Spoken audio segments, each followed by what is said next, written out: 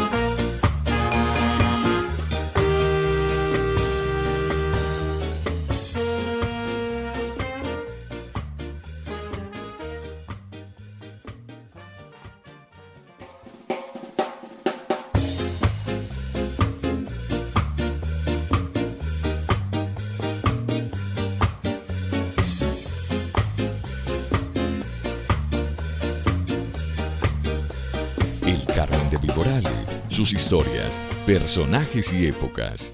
26º Festival Internacional de Teatro El Gesto Noble, del 16 al 25 de julio de 2021 en el Carmen de Viboral. Países invitados: Suiza, Argentina y Ecuador. Organizan Administración Municipal Más Cerca, Más Oportunidades. Instituto de Cultura El Carmen de Viboral con el apoyo de Teatro Tespis. Evento apoyado por el Ministerio de Cultura, Programa Nacional de Concertación Cultural. Un escenario posible para imaginar la vida.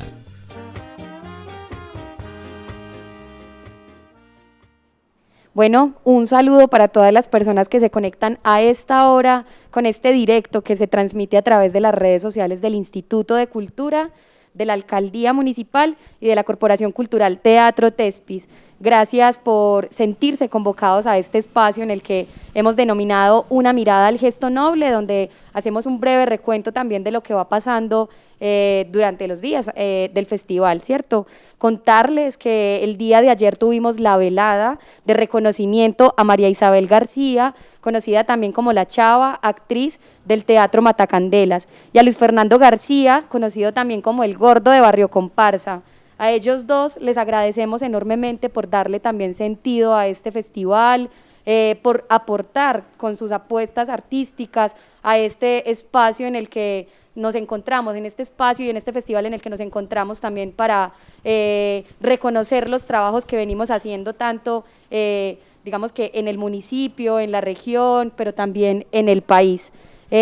Contarles también que ayer tuvimos la Escuela de Espectadores con Jorge Dubati, donde se hizo un ejercicio de desmontaje de la obra El Soldado y el Combatiente, bajo la dirección de Patricia Ariza y narrada por el grupo de teatro La Candelaria. Ayer tuvimos una reflexión en torno a esa historia del país que también vienen narrando los diferentes grupos de teatro que se han interesado por narrar eso, por contar esas historias desde abajo que nos vienen haciendo falta y que nos permiten también reflexionar sobre la necesidad de ir superando esa historia oficial y empezar a contar la que han vivido los diferentes y las diferentes poblaciones de este país. Bueno, quisiera contarles que hoy en este espacio también tenemos invitado a Cristian Tobón, que es el director de la comparsa El Paraíso de la Serpiente. Él es un director también de teatro del municipio, así que, Cristian, bienvenido. Muchas gracias, Lisette. Muy buen día para toda la comunidad carmelitana.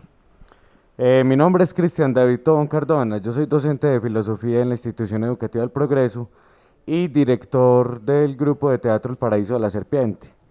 El día domingo estuvimos presentando una comparsa denominada Víbora el Rocker, donde pues pusimos en puesta en escena diferentes elementos estéticos, musicales y teatrales. Y bueno, fue una experiencia bastante enriquecedora para todos los que estuvimos allí. Así es, muchas gracias, Cristian, también porque vamos superando como esas fronteras de, digamos que de lo identitario y entendiendo también pues que hay otro montón de elementos que nos van definiendo. Como Cristian nos contaba un poco también de qué fue su comparsa, era digamos que un tributo a ese Víbora al Rock, a ese festival que también se ha convertido en un escenario para la construcción de una identidad alternativa en el municipio. Cristian, entonces yo quisiera que habláramos un poco sobre eso, sobre ese ejercicio de la identidad. ¿Qué es eso también de pensarse la identidad o por qué entender la identidad desde ahí en el Carmen de Víboral? ¿Por qué creer que también el Víbora al Rock nos representa como un ejercicio de identidad a los carmelitanos y a las carmelitanas? Lo que pasa es que de todas maneras todo festival de todas maneras genera mucha identidad, ¿cierto? En términos de que hay un epicentro, de que hay un lugar donde hay una concentración y un ritual, y en ese ritual hay diferentes personas que se congregan, y esta congregación hace que precisamente la identidad florezca. En el caso de lo que quisimos como grupo, fue resaltar un festival que ha sido muy guerreado, que como todos los festivales de rock en Antioquia, o por decirlo también en Colombia, son una propuesta también muy fuerte en el sentido de que es muy contracultura, como siempre han sido los festivales de rock y los movimientos de alguna manera revolucionarios. Entonces, quisimos resaltar un gesto que se hizo desde el Carmen de Víboral para todos los habitantes del oriente antioqueño, y fue brindarnos un espacio rockero, diverso y muy cordial. Entonces esa cordialidad yo de alguna manera quise representarla en la comparsa, y a través de esa misma cordialidad del sentir carmelitano, pues sentir a la vez también la esencia y la identidad de este territorio, que para mí sinceramente tiene que ver con esa cordialidad. Y no en vano el Víbora el Rock es para mí es el festival que de alguna manera genera más apertura y más cordialidad en todo digamos en el epicentro, o al menos en lo que es la región del oriente antioqueño. Entonces quisimos resaltar como elemento histórico, aunque es muy actual y es muy contemporáneo el Víbora el Rock, pero es un elemento histórico que está generando una identidad que hace parte de una lucha de la juventud, de la música, del rock, y que de todas maneras se ha estado fortaleciendo en los últimos años mucho, y ya tiene como, digamos, como epicentro principal el parque, ¿cierto? El parque central de acá del municipio. Y bueno, me parece que ha logrado posesionarse y ese elemento histórico quisimos resaltarlo. Muy diferente la comparsa, porque era una comparsa rockera, pero en últimas terminó siendo muy divertida y muy sollada por todos. Claro que sí, Cristian, porque también pensábamos que cómo no rendirle tributo a un festival que finalmente lo que hace es convocar la diversidad del pensamiento, ¿cierto? Digamos que en un pueblo como el Carmen de Viboral, del oriente de Antioquia, es decir, un pueblo por tradición conservador, y encontrarse que hay juventudes que se han peleado como esos espacios también de reivindicación al pensamiento diferente a través de la música. Entonces creemos que es sumamente importante también que alguien se haya atrevido como como lo dice usted, a rendir ese tributo. Ayer hablábamos, Cristian, con otras invitadas alrededor de estos ejercicios creativos para la comparsa y nos preguntábamos también como todos los espacios que se necesitan para poder construir una pieza artística, en el caso pues de una comparsa, y que eso implica un ejercicio investigativo, que eso implica unas exploraciones plásticas. Yo quisiera que nos contaras también como un poco acerca de eso, cómo fue ese ejercicio en principio investigativo, ya nos cuentas pues como las razones por las que eliges el tema, pero cómo fue ese ejercicio investigativo, cómo se acercaron a esa narrativa, y luego cómo fue el ejercicio plástico, ¿cierto? Las decisiones que se tomaron para poder llegar con esa comparsa el domingo, que pudimos apreciar todos los carmelitanos. Bueno, pues inicialmente un proceso de inducción al rock a muchos de los integrantes de la comparsa, porque pues aunque habían algunos que tienen como género musical el rock y realmente ya se habían sollado muchos Viboral Rock, habían otros integrantes de la comparsa que no escuchan rock, que tienen otros géneros y que de alguna manera había que ponerlos en sintonía, ¿cierto? En sintonía de lo que iba a ser la música en sí de la comparsa. Entonces esto fue un proceso que pues de alguna manera también se delegó para que ellos mismos hicieran investigación a través de las redes, para que buscaran videoclips de las bandas que íbamos pues a retractar en la comparsa. Y de esa manera ellos fueron como entrando de manera muy personal, desde unas búsquedas que posiblemente tenían muy internas frente al rock y que no las habían puesto a la luz. Los mismos muchachos fueron buscando y fueron buscando también como en medio de los distintos géneros del rock o de las vertientes del rock, fueron buscando como lo que más les llamaba la atención. Y de esa manera fuimos construyendo la puesta en escena. Es decir, basado en los gustos de cada uno de los integrantes que iba a estar directamente pues en el, digamos en el carro planchón y dejándonos llevar por esa propuesta de cada uno. De alguna manera yo lo que buscaba era que todo pudiera tener, o sea, que todo se ensamblara y que hubiera una participación activa de los comparceros. Pero cada uno desde sus gustos, incluso la parte estética, el vestuario, también cada uno lo propuso para sí mismo. El asunto de las máscaras, del maquillaje. Entonces realmente la investigación fue muy personal. Después tuvimos pues la capacitación, el taller con vos, Lisette, donde aclaramos y compartimos en sí cuál era la idea de la comparsa y cuál era digamos, los intereses investigativos. Los muchachos del grupo, al igual que mi familia y los compañeros y amigos que estuvieron participando en la comparsa, pues cada uno a su manera empezó a investigar. ¿Qué se investigó? Se investigó sobre el rock en términos generales, no solamente Viboral Rock, sino que también se entró en una investigación de lo que era el rock, las bandas íconos del rock a nivel mundial, un poco sobre la historia del rock, sobre los logos, sobre los íconos, sobre los momentos, digamos, más influyentes en la historia del rock, ¿cierto? Momentos que marcaron, digamos, y que generaron fue una revolución en términos, pues, como de pensamiento. Entonces, fue una investigación como muy personal, no fue tanto articulada, sino que al final se vio, ¿cierto? Al final ya se vio en una puesta en escena de unos muchachos que aunque nunca habían escuchado rock en la vida, pues terminaron haciendo una mímica rockera completa. Y ya al finalizar la comparsa, digamos en la última semana, pues empezamos ya a construir los elementos estéticos. Primero que todo tuvimos, pues el compañero David Gómez nos aportó una idea con respecto a unas paletas. Y esas paletas fueron un elemento estético fundamental porque resaltaron a todas las bandas, pues a la mayoría de las bandas íconos del rock a nivel pues mundial. Y tuvimos el elemento pues central que era el escenario, que era el carro planchón, pero que era un escenario donde se mostraba una línea de tiempo de todos los festivales Vibra el Rock y se ponía en una puesta en escena en términos de la mímica a distintas bandas que han pasado por el Vibra el Rock. Pues realmente no muchas porque pues, precisamente la estructura de la comparsa no era de abarcar mucho contenido, sino el mismo ciclo. Y en ese ciclo pues estábamos resaltando 3 bandas de nacionales y 3 bandas locales.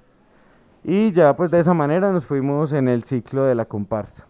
Entonces básicamente pues ahí está la construcción. Y el elemento fundamental relacionado con la realidad, con la actualidad, con el paro nacional, que fue el elemento de las banderas, que fue, digamos, tuvo una concordancia muy positiva con la música y con el resto de la comparsa. Justamente sobre eso te iba a hablar, Cristian, y es que, bueno, entender también que la identidad es un ejercicio y es un concepto que puede ampliarse, ¿cierto? Que no necesariamente tiene que representar a toda una comunidad, que cuando estamos hablando de identidad en el Carmen de Viboral no significa que representa a la totalidad de la población, sino que hay sectores que también se van sintiendo identificados y que eso hace parte de esa construcción identitaria. En este sentido, el Viboral Rock representa una parte de la población que se siente convocada a esta música, ¿cierto? A lo que se dice a través de ella, pero también yo quisiera que habláramos un poco sobre eso y es justamente que nos vamos dando cuenta a través de la comparsa que hay otras cosas que también queremos narrar, que hay otras cosas que también queremos decir y que ya no se trata solamente de lo que sucede en el Carmen de Viboral, ¿cierto? Sino que hay otros elementos que como colombianos queremos narrar y lo vimos también a través de los mensajes que estaban en las banderas. ¿Por qué tomar esa decisión de lo que incluso podríamos entender que se viene nombrando ahora como el artivismo? ¿Por qué incluir allí esas narrativas? ¿Por qué sentir ese llamado también como colombianos a hablar sobre esto? Básicamente porque creo que esa es la esencia del rock, ¿cierto? Cuando el rock se posesiona como un movimiento, como un género musical, genera una transformación social en términos de pensamiento ideológicos y cambia la cultura. La contracultura cambia la cultura y vuelve y genera unos estandartes culturales y al tiempo otra vez surgen otros movimientos contraculturales. Colombia está pasando este año por una revolución social, por ¿cierto? Por un asunto de transformación y de cambio de paradigmas en términos de los símbolos y de los códigos del poder. Y qué más medio, creo yo, que el rock, que siempre ha sido el elemento de la contracultura, para presentarle precisamente al país esa situación, la inconformidad de los jóvenes, la inconformidad en sí de la injusticia social que se vive. Entonces, consideramos en la comparsa que sí, que precisamente el rock era el instrumento para dar a conocer un mensaje que tiene que ver es con la nación, que tiene que ver con Colombia. Y el Víbora el Rock es el medio carmelitano que nos hace entendernos en el mundo del rock. Bueno, Cristian, y yo creo que para terminar quisiera hacerte una última pregunta y tiene que ver con ese elemento que se introduce este año, digamos que al festival, y es esa convocatoria para que los grupos del Carmen se sientan, digamos que atraídos también, llamados a construir esas apuestas artísticas a través de los ejercicios de comparsa, y es ¿qué piensas acerca de ese elemento que se introduce ahora? ¿Cómo lo sientes? ¿Crees que es oportuno que el festival se empiece a pensar también como la necesidad de que otras formas de narrar en la territorialidad se vean ahí, en las comparsas, que digamos que apoyen también, que respalden estas propuestas? Claro que sí, tiene que haber convocatoria desde los entes gubernamentales, el mismo Instituto de Cultura, entre todos, digamos, entre los gremios teatrales, en los colegios. Debe generarse una convocatoria porque es la posibilidad de encontrarnos. O sea, la comparsa no se hace digamos, fragmentada. El festival de las comparsas o la propia comparsa, sea la que sea, tiene que estar muy unida y tiene que estar bajo una red. Y esa red o esa unión precisamente la da la convocatoria, porque es en la medida que, claro, que nos sentimos todos convocados a ser parte de un mismo ideal, así sea por un momento, así sea por 15, 20 días, un mes, y ya de ahí otra vez volvemos y nos fragmentamos y nos dividimos en nuestros proyectos, pero es fundamental que haya un momento de encuentro entre todos, y ese momento se llama comparsa, ¿cierto? Compartir, y es el momento clave donde tanto el pueblo carmelitano en las calles, en las aceras, como los grupos que estamos acá, estamos todos en pro de una misma idea. Esa idea es el Carmen de Viboral, pero en distintas manifestaciones, en distintas expresiones.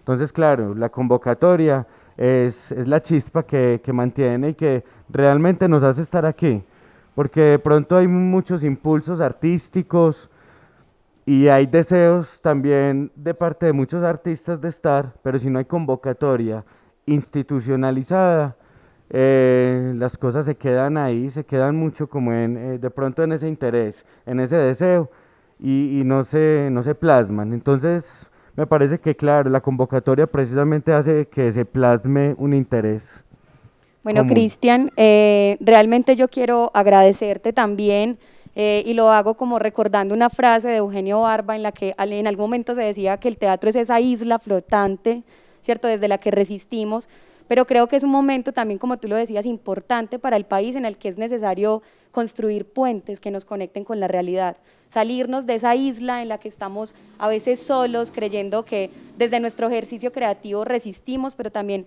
digamos que ese puente se convierte en una posibilidad de narrar las realidades de este país, de estas Colombias diversas que hoy, digamos que, bueno, vamos viendo pues como frente, pues ante nuestros ojos.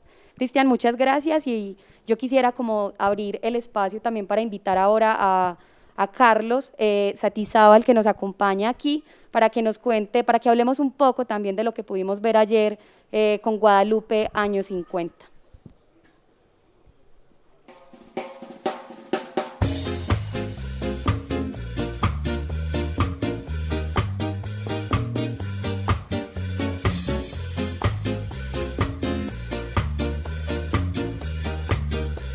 El Carmen de Viboral, sus historias, personajes y épocas. 26º Festival Internacional de Teatro El Gesto Noble, del 16 al 25 de julio de 2021 en el Carmen de Viboral. Países invitados: Suiza, Argentina y Ecuador. Organizan Administración Municipal Más Cerca, Más Oportunidades. Instituto de Cultura El Carmen de Viboral con el apoyo de Teatro Tespis. Evento apoyado por el Ministerio de Cultura, Programa Nacional de Concertación Cultural. Un escenario posible para imaginar la vida. Bueno, Carlos, bienvenido a este espacio que nosotros hemos denominado Una mirada al gesto noble. Digamos que acá lo que hacemos es un ejercicio donde nos encontramos también a hablar un poco sobre las obras que van pasando por el festival. Así que nada, bueno, primero que todo, bienvenido y gracias por hacer parte de este festival. No, pues muchas gracias al Festival Gesto Noble por invitar a mi grupo, por invitarnos. Es la primera vez que venimos como Tramaluna Teatro. Hemos venido como público o como amigos de otros grupos con los que he venido acá, pero nunca había venido con mi grupo ni había tenido la delicia de actuar en el festival. Bueno, nada, que esperamos que no sea la última vez, que estén muchas veces por acá. Bueno, yo quisiera como para empezar, que hiciéramos como un breve recuento para quienes nos ven, digamos que de qué habla, qué es esto de Guadalupe Año 50 para Tramaluna. Bueno, Guadalupe Años 50 es una de las obras históricas del teatro colombiano y latinoamericano, una obra emblemática que fue creada originalmente por el grupo de teatro La Candelaria, o una creación colectiva del grupo, resultado de una investigación sobre la memoria que estaba viva en la memoria popular de las personas que hicieron parte de lo que se conoció como la Revolución de los Llanos Orientales y que también se llamó por investigadores de la historia colombiana la época de la violencia. Pero al mirarla desde la perspectiva de lo que llamaron la Revolución de los Llanos Orientales, es mirarla desde otra mirada, que es la mirada de la resistencia popular a la violencia que desde el Estado se ejerció contra el movimiento que se llamaba a sí mismo liberal, el liberal gaitanista, que lideró Jorge Eliezer Gaitán y que propuso una serie de cambios políticos, sociales, culturales y económicos que Colombia todavía necesita y está en ciernes de hacer. El compañero que me antecedió hablaba de que estamos viviendo una revolución de los jóvenes y tiene que ver con ese hecho de que quedó aplazado por una acción violenta dirigida desde el Estado por lo que se conoció en esa época como la policía chulavita, pero también como el ejército. La propuesta que Jorge Eliezer Gaitán lideró, lo asesinaron a Gaitán y con su asesinato se desató más profundamente, no porque no lo estuvieran haciendo desde antes de matarle. En su oración por la paz de eso le habla al presidente Ospina Pérez Gaitán pidiéndole que no les maten y que se detenga la violencia oficial desde el Estado contra el movimiento gaitanista, y esto produjo una guerra muy profunda que obligó, una guerra desde el Estado, una guerra de terrorismo de Estado contra las comunidades de muchas partes, en muchas regiones del país, que obligó a los sobrevivientes, a las personas que sobrevivían a esa violencia del Estado, a armarse, a levantarse en un movimiento armado que conmocionó no solamente a Colombia, sino a todo el continente americano. La memoria de esos hechos quedó borrada, quedó silenciada por la memoria oficial y estaba viva en la memoria popular de quienes participaron de esos hechos, que estaban muy mayores en el momento en que el Teatro La Candelaria hizo esta investigación en los años 70, en el año 72, 73, 74, y en el año 75 estrenaron esta obra, y estaba viva en los cantos, en las canciones que se conocen como los corridos chusmeros, que también no hacían parte de la memoria oficial, sino que están en los cantos populares de las personas de los llanos orientales de Colombia. Por supuesto, una sublevación del tamaño que fue lo que se conoció como las guerrillas liberales de los llanos, no solamente sucedió en los llanos, porque esa violencia oficial contra el movimiento gaitanista y contra las personas que hacían parte de ese movimiento, no solo se dio en los llanos orientales, sino en todo el país. Entonces la huella de esto también está en otros ritmos populares, y nosotros, Tramaluna Teatro, luego de muchos años, después de que el Teatro La Candelaria dejara de hacerlo, y bajo la dirección de una de las fundadoras del Teatro La Candelaria y creadoras originales de Guadalupe Años 50, a partir de una propuesta con un grupo de amigos que en ese momento teníamos la profunda convicción de que Colombia iba a hacer la paz, a finales de los años 90, en el año 99, y en el territorio de San Vicente del Caguán, donde se estaban dando los diálogos de paz con la insurgencia de las FARC y el gobierno del presidente Pastrana, pues fuimos invitados por las Naciones Unidas y por el gobierno colombiano de ese entonces, por el comisionado de paz, la oficina de la Comisión de Paz, a remontar esta obra. Y la remontamos, la estrenamos en San Vicente del Caguán, y desde entonces pues de manera intermitente pero persistente, la hemos tenido en nuestro repertorio, el repertorio de Tramaluna Teatro. La estrenamos el 6 de enero de 1999, recuerdo, en San Vicente del Caguán, el día que de la famosa silla vacía, porque es un fragmento muy profundo de la memoria de lo que Colombia ha vivido y que nos muestra las causas del conflicto social, cultural, político y militar que Colombia ha vivido desde prácticamente los años 40. Sí, Carlos, justamente para recuperar un poco de eso que dices y para darle entrada a la siguiente pregunta, estamos hablando también que Guadalupe nos narra esa Colombia dolorosa, esa Colombia que digamos que desde hace muchísimos años o que su historia se ha consolidado también a través de esas luchas del movimiento social, de los actores sociales activos que hablan de la tenencia de la tierra, que nos invitan a pensar también en las desigualdades, en esas Colombias diversas que han sido sometidas también pues como al abandono estatal y esto.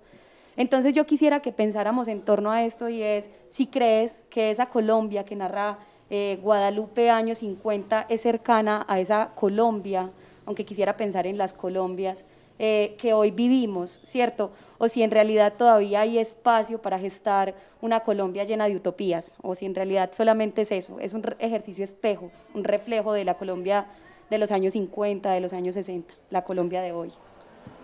Bueno, lo que Guadalupe años 50 muestra, como te decía, son las causas y el origen del conflicto social, cultural, político y lastimosamente también armado que Colombia ha vivido desde finales de los años 40 de manera prácticamente ininterrumpida. Con ese conflicto a la vez también es la muestra de lo que tú has llamado, me gusta esa palabra, una utopía, la utopía del cambio, la utopía de una sociedad digna, una sociedad justa, una sociedad donde las personas sometidas por los poderes hegemónicos, los campesinos despojados y las campesinas de sus tierras, las mujeres sometidas a la violencia patriarcal, los trabajadores explotados de manera indigna, bajo contratos indignos para comprar su fuerza de trabajo, la necesidad de un profundo cambio cultural, pues se refleja en esa obra, en tanto que esa utopía es una utopía que Colombia lleva muchísimo tiempo aplazándola, y en Guadalupe está latente, porque Guadalupe lo que muestra es que hay en el pueblo colombiano una propuesta de cambio desde hace mucho tiempo, y es una propuesta utópica que la gente se ha visto obligada, en lo que Guadalupe nos muestra, a defenderla incluso de manera armada para defender su vida, porque siempre ha sido la manera de defender, siempre ha sido sometido el pueblo colombiano a la violencia política y a la violencia del Estado, al terrorismo de Estado, como lo han llamado posteriormente. Esa utopía de rebelarse contra la violencia del Estado y contra la violencia de las clases hegemónicas y buscar una sociedad digna, pues la estamos viviendo hoy de nuevo. Nosotros quisiéramos que Guadalupe no fuera tan actual, ¿cierto? Que lastimosamente lo es, porque por ejemplo, estamos en la posibilidad de que sea real el acuerdo de paz, que un grupo, la guerrilla más grande que ha tenido, la guerrilla más antigua, incluso que ha habido en América Latina y la más grande, dejó las armas, firmó un acuerdo de paz y los están matando. Pero no solamente a esos guerrilleros, están matando a los líderes sociales, y ahora que la juventud colombiana se ha levantado, ¿cierto?, en un acto de rebelión hermosa y profunda, también están matando a los jóvenes y les están desapareciendo. Hay innumerables canciones en todos los ritmos, que si usted entra a internet ahora, pone Colombia nos están matando y va a encontrar raps, cumbias, vallenatos, bullerengues, rocks, como el compañero que estaba aquí antes de mí. Hay una profunda manifestación poética de esa utopía de la necesidad del cambio. Y Guadalupe años 50 es una expresión de eso. El arte colombiano ha sido testigo y ha elaborado esa resistencia honda del pueblo colombiano en muchos lenguajes. y en el caso de esta obra pues es la elaboración del deseo profundo de cambio y de la necesidad de una memoria viva de la utopía y de la resistencia del pueblo colombiano y de la necesidad del cambio, una memoria viva de esa resistencia en la poesía teatral. Entonces, pues sí, es algo que no ha conseguido Colombia, pero que justo en este momento está en el vórtice de conseguirla. En parte resultado del acuerdo de paz que hicieron con las guerrillas de las FARC. Guadalupe años 50 muestra el origen de esa rebelión armada de las FARC. Hay un acuerdo de paz con las guerrillas liberales y un sector, una parte del grupo de los campesinos, liderado por el personaje de Jerónimo Zambrano, decide que no va a seguir en ese acuerdo de paz porque siente que allá hay una traición. Hay una escena muy poderosa que es la escena de la carta, un ganadero que dice que llegó una carta de la Dirección Liberal Nacional y que esa carta dice que hay que parar la guerra y que no dar un tiro más, y los campesinos, Jerónimo Zambrano y su grupo dice, pero ¿cómo si les estamos ganando? ¿Y cuál paz si están tirando a la gente de los aviones? ¿Cuál paz si la gente la detienen en los retenes? No es verdad, no hay paz, tenemos que seguir en la rebelión. Entonces, ese fragmento de memoria que cuenta esta obra, ahora lo estamos viviendo. Ahora hay una rebelión no armada, una rebelión profundamente pacífica, porque el acuerdo de paz que acaba de firmarse hace apenas 5 años y que está siendo traicionado por el Estado colombiano y por las élites, por un sector de las élites colombianas, en particular las élites que son dueñas de la tierra. Es el país de más alta concentración de la propiedad de la tierra, de inmensos latifundios concentrados en menos del 0,1% de los propietarios del campo, y también el país de los banqueros, pues están apoyando un gobierno que está haciendo las mismas cosas que hicieron en la época de Guadalupe y en la época de Jorge Eliezer Gaitán. Es decir, un gobierno que pone a su policía y pone al ejército colombiano a que le dispare a su pueblo. Entonces, eso está pasando, pero el momento que estamos viviendo, gracias, yo creo, en parte al acuerdo de paz, gracias a que despertó un florecimiento muy hondo, cultural, no solamente político. Yo creo que es un florecimiento cultural, un gran cambio cultural que está viviendo la juventud colombiana. Estamos en ese momento y han decidido que eso no sea violento, porque probaron que tantos años de guerra no han servido para nada, sino para que hayan muchos más muertos. Y ellos, usted puede ver en muchas de sus canciones, y lo puede ver en sus consignas, en los grafitis, están allí las primeras líneas por sus muertos. Dice, aquí estamos por los muertos y no estamos armados, aquí vamos a seguir adelante. Y en este momento justo en Cali hay una asamblea nacional popular, ¿cierto? Muy parecida a la asamblea que se cuenta también de los comandos guerrilleros de los llanos en la escena, al final de la escena de la carta de Guadalupe años 50. Hay una serie de similitudes muy, muy profundas entre lo que vive Colombia hoy y lo que vivió desde hace mucho tiempo. La diferencia honda es que la rebelión es hoy desarmada, es una rebelión poética y política, una rebelión que se expresa en la música, que se expresa en las comparsas, que se expresa en los grafitis, que se expresa en la rebeldía popular, en las asambleas ciudadanas, en la olla comunitaria, que no solamente están los jóvenes allí, sino que han invitado a sus familias y les han dado conciencia a sus madres mismas para que salgan a la calle, a las asambleas populares y a las ollas comunitarias. Es algo muy hermoso lo que está sucediendo, y yo creo que en esto es parte de la herencia que el arte colombiano ha persistido. Creo que Guadalupe tiene que ver con ese profundo cambio cultural que en este momento está viviendo la juventud colombiana, porque ha sido el arte el que ha persistido, la literatura, la poesía, el teatro colombiano, como ahora lo vemos en el graffiti, en la canción, en la acción performática, el que tiene la memoria de lo que estamos viviendo. Me voy a quedar con eso tan bello que nos cuentas y que todos hemos, digamos que, percibido también durante todo este movimiento social que ahorita masivamente se ve en las calles en este país, que con tantas necesidades también busca la transformación, ¿cierto? Y es esto de el arte como una herramienta para manifestar el inconformismo, ¿cierto? Para que los nadies también que han salido a las calles masivamente le digan al Estado o le hablen de ese abandono al que han estado sometidos. Entonces, yo quisiera como preguntarte también, porque he sentido como en el aire una serie de preocupaciones por parte de los directores en otro momento y que a veces he considerado un poco también ahistórica esa actitud, y es ese miedo que tienen a que sus apuestas artísticas se conviertan en un panfleto. Yo quisiera saber qué piensa Carlos frente a eso, a ese temor que a veces tienen los directores, porque en sí mismo el arte es político, pero a veces cuando quieren incluir en las obras de teatro temas políticos de manera más explícita, sienten un temor, es lo que he visto, como de que sus obras, en que sus piezas artísticas caigan en el panfleto. ¿Qué piensa Carlos Satizábal sobre eso, de el panfleto en una pieza artística? Bueno, pues el panfleto, el problema que tiene es que normalmente no es una obra poética, sino que es como una propaganda, ¿cierto? Como yo lo percibo, ¿cierto? Es una propaganda que dice de manera directa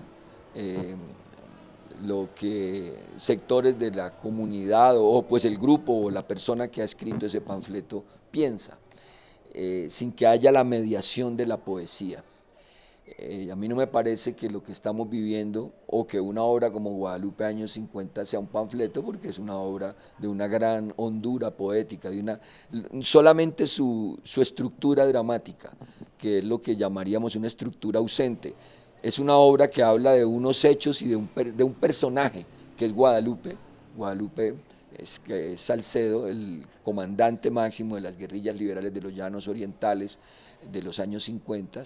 No está, es de quien se habla, quien dice que va a venir, que ya va a llegar, es de a quien se refieren los demás, pero no está nunca allí. Esa ausencia del personaje ya es una propuesta muy inquietante, poética, muy interesante, porque nos muestra desde dentro cómo sucedió esos hechos. Entonces, tomar la historia de lo vivido para transmutarla en una acción poética. Ahora bien, lo que estamos viviendo ahora, o el temor del que tú me hablas, como tú también dijiste, pues el arte, y no solamente el arte, por ejemplo, lo más íntimo, como dicen las feministas, el amor, la sexualidad, es profundamente político. O sea, la política es ingenuo pretender que uno la va a esquivar para que no sea un panfleto lo que diga. O sea, una obra como Romeo y Julieta es una obra profundamente política, ¿cierto? No solamente porque es la historia de Julieta y de Romeo, sino que es la historia también de sus familias enfrentadas, del desgarramiento de la sociedad. Entonces, si vemos una obra que hable de la dominación familiar interna, por ejemplo, del padre que llega y pide la comida y entonces la prueba y tira el plato al piso porque la comida está fría y insulta a su mujer, ese hecho, ¿cierto? Es un hecho político que muestra cómo está organizada la estructura de poder en una sociedad donde las imágenes más hondas del poder son las imágenes del padre, del patriarca, del macho dominador. Entonces, es ingenuo pretender que uno en el arte va a evitar la política, porque la política está presente, como le digo, hasta en lo más íntimo, que es la sexualidad, o que es el amor, o es el hecho de la relación entre una mujer y un hombre en su casa, quién cocina, quién sirve, quién limpia, o quién es agredido, ¿cierto? Y uno podría hablar de eso, y eso no necesariamente tiene que ser un panfleto. Lo que habría que encontrar es el tejido poético que permite revelarnos las causas más profundas, culturales, simbólicas, míticas, de lo que el conflicto del cual se está hablando. Para nosotros en el teatro lo conflictivo es lo conflictivo humano, es el gran asunto que nos llama a constituir una mirada desde la poesía, sea teatral o literaria o pictórica. O sea, esa conflictividad humana es la que buscamos desentrañar, explorar, para poder preguntarnos qué queremos, qué deseamos, quiénes somos, hacia dónde queremos ir como comunidad. Y esas preguntas no son preguntas panfletarias, son preguntas metafísicas y poéticas que el arte siempre se las hace. Entonces me parece como ingenuo a los que pretenden que no se van a preguntar por la conflictividad humana, porque es que de eso es que nos estamos, de ese es el asunto. Esa es nuestra gran pregunta, solo que la exploramos desde la poesía, no la exploramos desde la sociología, ni desde la propaganda, ni desde, no sé, desde todas esas otras. El lenguaje son muy importantes. En una exploración como la que hace Guadalupe años 50, por ejemplo, pues la mirada de los historiadores, la mirada de la música, de las canciones en las que está vivo ese relato, de que la memoria está en los cantos, la mirada de la historia, la mirada de los economistas, logra estar allí condensada. El arte produce una condensación muy honda de cuando mira la conflictividad humana, una condensación muy honda de diversos discursos, de diversas formas de pensar, y las logra condensar en la singular manera de mirar que tiene el arte, que es la manera de la poesía. Carlos, hace un momento recuperábamos una frase de Eugenio Barba, o por lo menos un pedazo, y es que el teatro es esa isla flotante en la que nosotros o nosotras sobrevivimos también, pero pensábamos en que es necesario también que esa isla construya puentes que permita el diálogo con la realidad, es cierto, de este país, que nos permita poetizar incluso, así como tú lo nombras también, el dolor de esta Colombia en parte olvidada, o bueno, no en tanta parte, olvidada por el Estado, ¿cierto? Entonces, digamos que bueno, es parte de esa tarea también del arte, finalmente que ayudar a superar a que esta Colombia vaya superando esa historia oficial para construir esas historias desde abajo, con nuestra gente también, con estas poblaciones campesinas e indígenas que tienen tanto también por narrar, ¿cierto? Yo creo que para finalizar quisiera como dejar aquí abierta esta pregunta, y es, después de tantas entrevistas a las que has asistido, ¿cuál es esa pregunta que nunca te han hecho y que quisieras responder hoy? ¿Qué es esa reflexión a la que has llegado y que tal vez nunca has tenido la oportunidad de responder en otro espacio? ¿Qué pregunta? ¿Cuál es la pregunta que no me he hecho? Que no le han hecho y de la que quisiera hablar. Claro. Bueno, ese es como el asunto cuando tú trabajas con la materia de la poesía, sea del teatro o sea la materia de la poesía que está latente en la filosofía o en la palabra poética. Siempre, creo que esa pregunta siempre está. Lo que yo no he podido ver, ¿cierto? Ese es como el gran desafío, ver lo que no hemos logrado ver. El poeta Rimbaud dice algo muy hermoso en sus cartas del vidente, que las escribió muy jovencito, como de 17 años.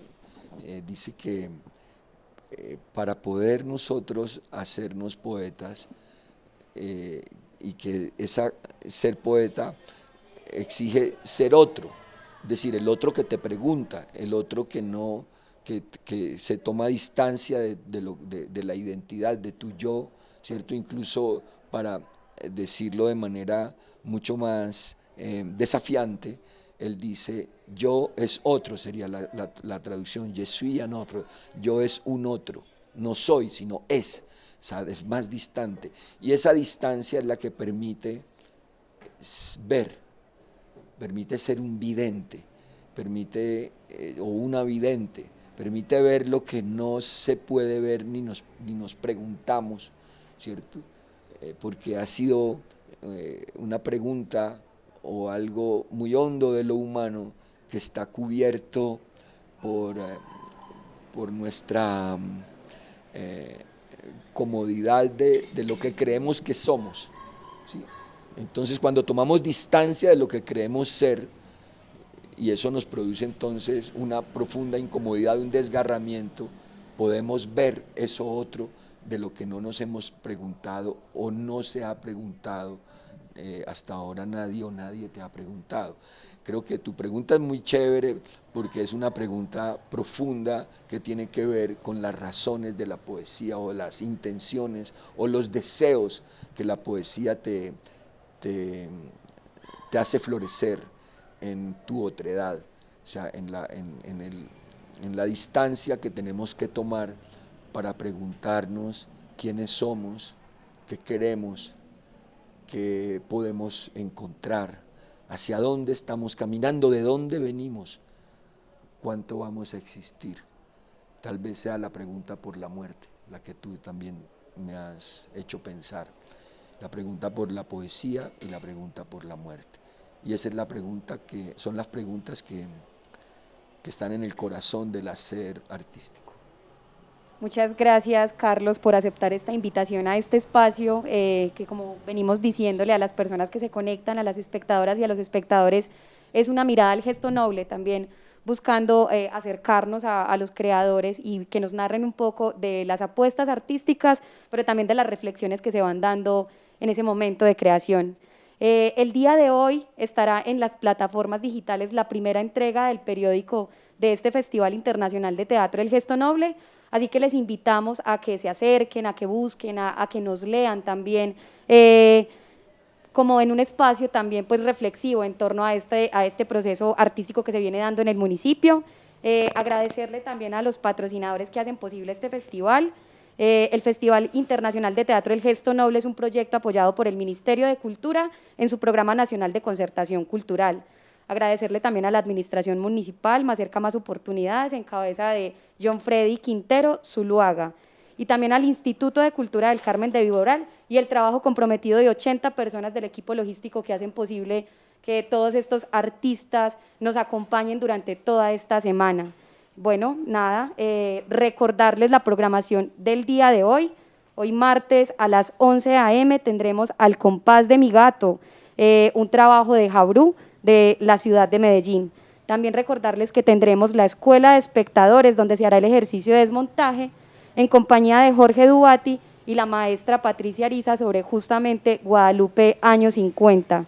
Luego tendremos a las 3:30 p.m. el segundo encuentro de cajas misteriosas del Teatro Lambe Lambe. Luego tendremos a Taiticos Andinos bajo la dirección de Gerardo Rosero, que fue justamente quien acompañó los procesos creativos de las comparsas que hicieron parte de este domingo, que adornaron pues nuestras calles este domingo.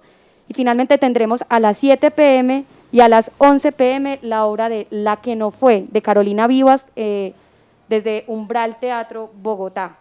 Bueno, Carlos, agradecerte nuevamente y esperamos que no sea la última vez que podamos ver acá en el Carmen de Viboral y deleitarnos con el trabajo de Tramaluna. No, muchas gracias a ti, Lisset, y muchas gracias al Festival El Gesto Noble, que hace que Carmen del Viboral sea una de las capitales del teatro colombiano y del teatro contemporáneo. Es una hermosura venir acá, como te dije al comienzo, creo que había venido muchas veces antes, desde hace, no sé, 10 años que he estado viniendo, o quizá más, y nunca me había presentado con mi grupo, y de verdad que cosa tan hermosa, qué goce, qué público tan bello. Muchas gracias por la invitación. Muchas gracias al Gesto Noble, muchas gracias a las autoridades a las que tú has dado gracias por facilitar este festival, gracias a ti y también muchísimas gracias a Camber, que es el corazón de este proyecto utópico y hermoso que es el Gesto Noble de Carmen de Viboral. Bueno, nos vemos mañana a las 10 de la mañana por estos mismos canales, por el canal del Instituto de Cultura, de la Administración Municipal y también por el de la Corporación Cultural Teatro Tespis. En las calles camino bailando, una sonrisa dibujo en mi rostro, porque el Carmen inspira cultura, una persona que te saluda. Mi vida es un canto, Mi vida es un canto, y escribo mis actos. como vasija decoro y le doy forma. Mi vida es una obra, yo soy arte al caminar por el Carmen de Viboral, Territorio para el buen vivir. En las calles camino bailando, una sonrisa dibujo en mi rostro, porque el Carmen inspira cultura, una persona que te saluda. Mi vida vida es un canto Mi vida es un canto. y escribo mis actos. Como vasija decoro y le doy forma. Mi vida es una obra, soy arte al caminar por el Carmen de Viboral, Territorio para el buen vivir. En las